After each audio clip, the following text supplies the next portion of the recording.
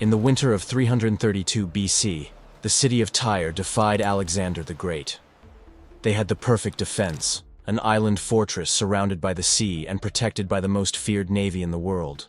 Alexander had the largest army on Earth, but his soldiers couldn't walk on water. To take the city, he would have to do the impossible: declare war on geography itself. The Tyrian defenders watched from the tops of their walls as armies marched along the coast. They knew a truth that generations of conquerors had learned the hard way. No army can cross water without ships, and Tyre feared no fleet. They were Phoenicians, masters of the seas, heirs to a naval tradition stretching back centuries. The island was more than a city. It was a symbol that there are places where land power simply doesn't reach, that geography can be stronger than any army. So, in January 332 BC, a young king of 24 arrived on the coast facing Tyre. Alexander III of Macedon, conqueror of territories that stretched from Greece to the borders of Persia, commander of the army that had crushed every obstacle in its path. And now, for the first time in his relentless campaign toward the heart of the Persian Empire, he faced something his phalanxes could not attack, something his cavalry could not surround, something his sheer determination alone could not overcome: an island protected by the sea. Alexander sent emissaries. The message was simple: surrender. Join the empire that's conquering the known world, or face the consequences. The Tyrians' answer was equally direct: refusal. Why? Because they knew something Alexander had not yet faced. Land armies do not conquer islands, not without fleets, and Alexander had no fleet. The Tyrians were not being arrogant, they were being realistic. The sea between the coast and their city wasn't just water. It was an insurmountable barrier, 2 to 3 meters deep, about 6'12" to 10 feet, more than 1,000 meters across, over half a mile. Waves, currents, and the constant watch of Phoenician warships ready to sink any crossing attempt. Alexander had 3 options, all terrible. 1. Ignore Tyre. Suicide. The enemy fleet would cut his supplies in days. 2. Besiege by sea. Impossible. Alexander had no ships. 3. Wait for surrender. He didn't have time. Persia was regrouping. His generals knew it was checkmate. The Tyrians atop their walls smiled, knowing it was checkmate. It was the perfect checkmate. But Alexander didn't believe in checkmate. He saw the problem differently. If he couldn't cross the water, couldn't wait, and couldn't ignore the threat, then there was only one logical solution: eliminate the water. Not literally drain the sea. That would be impossible. But fill the gap between the coast and the island. Build a land bridge through the waves. A causeway. An artificial isthmus. A kilometer of stone, earth, and timber, about 62 miles, that would turn the invincible island into just another land fortress. Accessible, vulnerable, conquerable. When Alexander announced his plan to the generals, the reaction was predictable. Stunned silence, then practical objections. Commander, with all due respect, build across the sea, a kilometer of open water, while the whole city watches and fires at us. The objections were valid. The plan seemed insane, resource-intensive, slow, exposed. But Alexander had seen something his generals hadn't noticed. Something that changed everything. The sea between the coast and Tyre wasn't deep everywhere. There was a natural sandbar, 2 to 3 meters below the surface. It wasn't magic, it was geology. The underwater formation ran from the coast toward the island. It didn't reach all the way, but it drastically reduced the water depth for most of the distance. That meant something crucial. The causeway didn't need to be built over deep, unstable water. It could be raised on a natural foundation. It was still a monumental project, but it was physically possible. And Alexander had something most commanders lacked: virtually unlimited access to building materials. Because right beside the coast lay the ruins of old mainland Tyre. The original city the Phoenicians had abandoned centuries earlier when they moved to the safety of the island. Stone, timber, rubble, everything he needed to fill the sea. There was a poetic justice to it. Using the ruins of old Tyre to build the bridge that would take new Tyre. Using the city's own past as a weapon against its present. But the poetry was secondary. The strategic reality was what mattered. If Alexander could complete the causeway, it would change the rules of the game completely. Tyre would cease to be an island. It would become a peninsula. Walls designed to resist naval attacks would now face a land siege.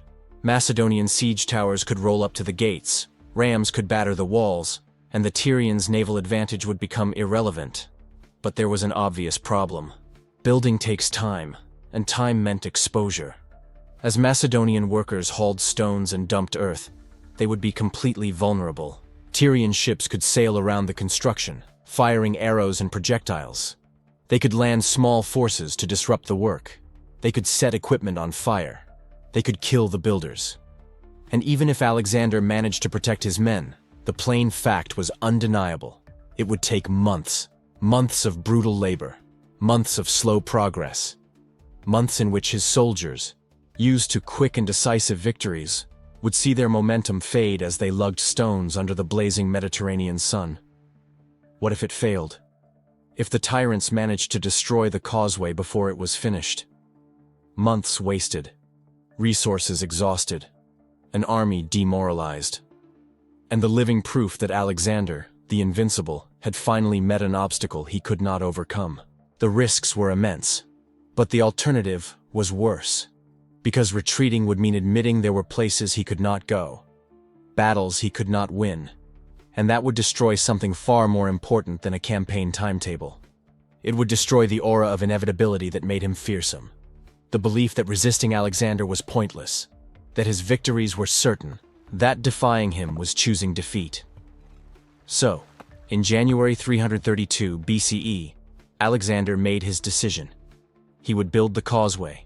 He would conquer the sea itself. He would turn the impossible into the inevitable. Once again. The first work crews waded into the shallow waters near the coast.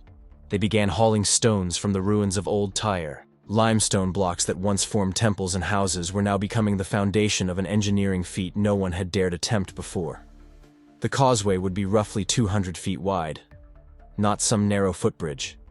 A road wide enough for siege towers and troops to march side by side, solid enough to support the weight of heavy assault equipment.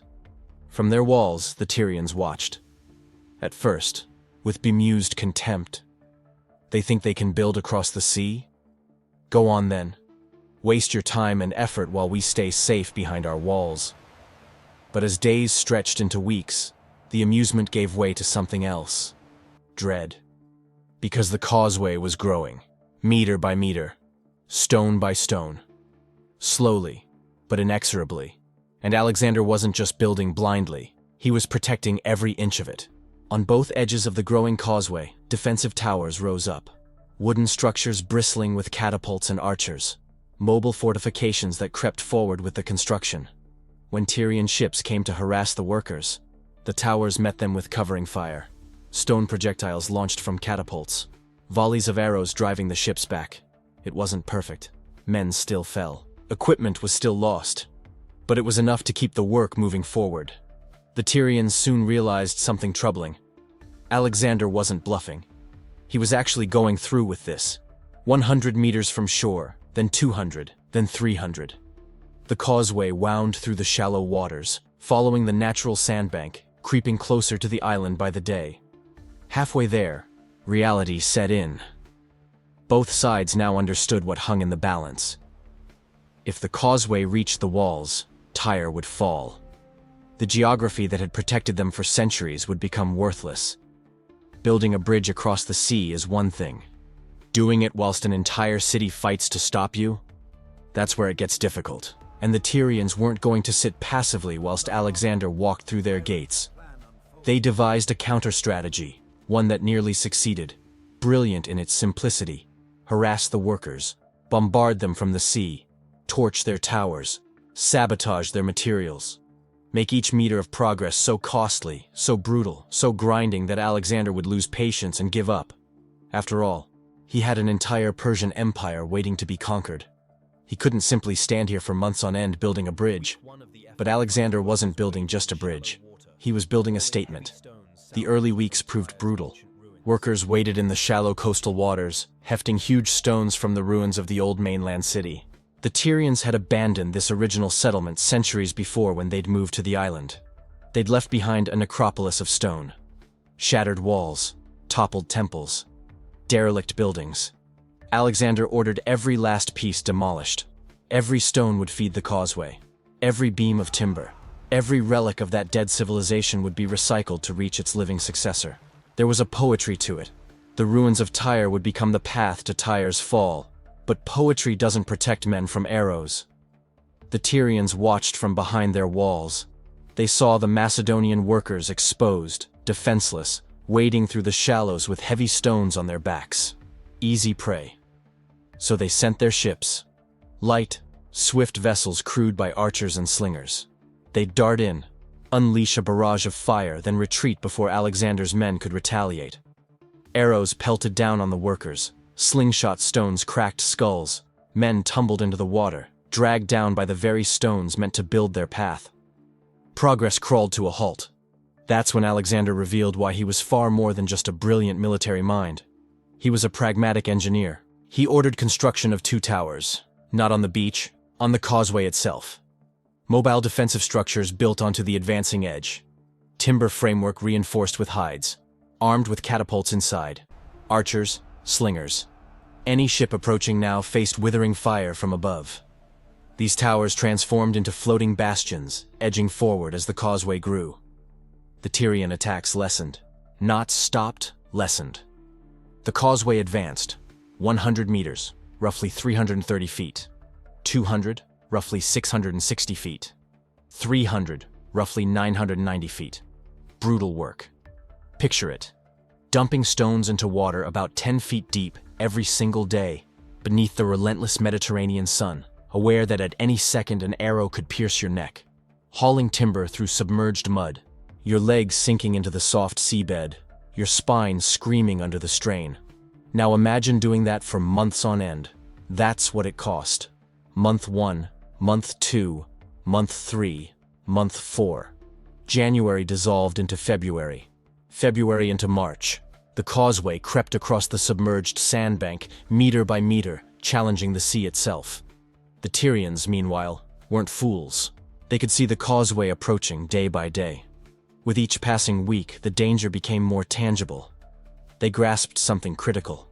If that causeway reached their walls, their sole advantage would evaporate. The sea that had kept them safe for centuries would count for nothing. They'd become just another walled city, facing Alexander the Great's invincible legions. And no walled city had stopped Alexander yet. While Alexander built, the Tyrians devised a counter, not pinprick attacks, not mere harassment.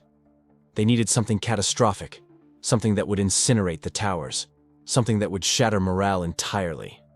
They engineered a weapon of last resort, a fire ship, an ancient cargo vessel packed with pitch, sulfur, and kindling. A floating inferno, just waiting for the wind to steer it into Alexander's labor and reduce everything to cinders. This was their gambit. Alexander and his engineers remained absorbed in construction. The causeway was nearly at the halfway point. The towers stood firm, shielding the workers from attack. Progress held steady, measurable, undeniable. For the first time, victory seemed assured. The causeway would surely reach Tyre's walls. Then the sentries cried out. A vessel, emerging from the island, but no ordinary warship.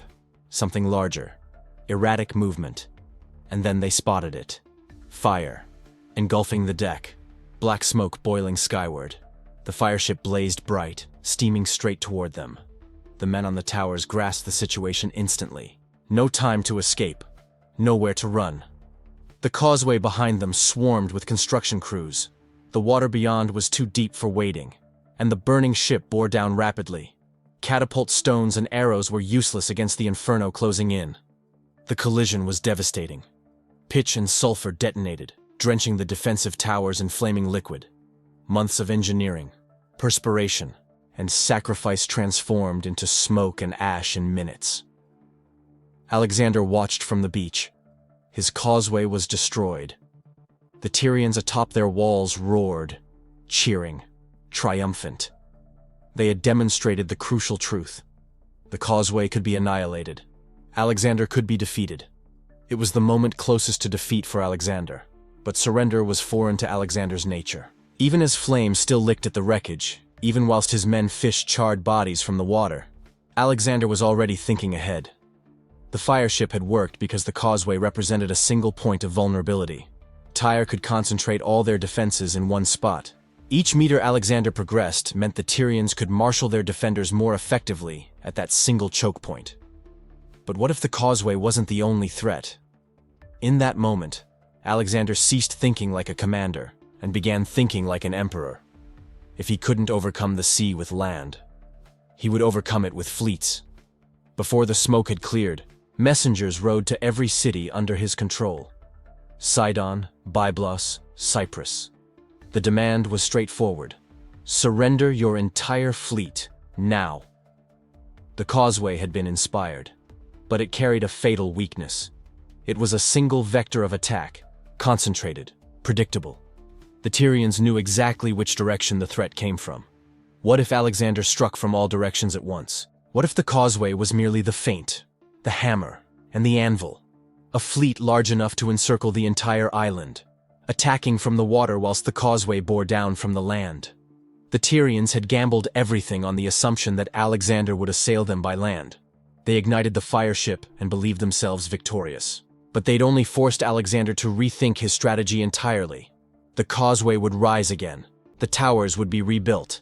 But this time, when Alexander breached the walls, he wouldn't advance alone. 220 warships would accompany him. Assembling a fleet requires time, naturally. And Alexander understood he couldn't simply materialize vessels. So while the causeway rose anew, whilst fresh towers were erected to replace the burnt ones, Alexander took an unprecedented step that would utterly reshape the siege dynamic. He dispatched messengers to every port city he'd conquered in recent months. Sidon, Aradus, Byblos, Rhodes, Cyprus. Cities now pledged to him, not to Persia. Cities with navies. And Alexander didn't request. He commanded, "Send your complete fleets. Every last ship." The process consumed weeks, then months. Yet gradually, across the 5th, 6th, and 7th months of the siege, vessels began assembling offshore. First dozens, then scores, then hundreds, massing round Tyre like a tempest gathering on the horizon. The Tyrians noticed, naturally. From behind their ramparts, they observed the fleet accumulating hourly. And for the first time since Alexander had materialized on their coast, they experienced a sensation utterly foreign. Genuine fear. Because the sea had forever been their protection. The water was their shield.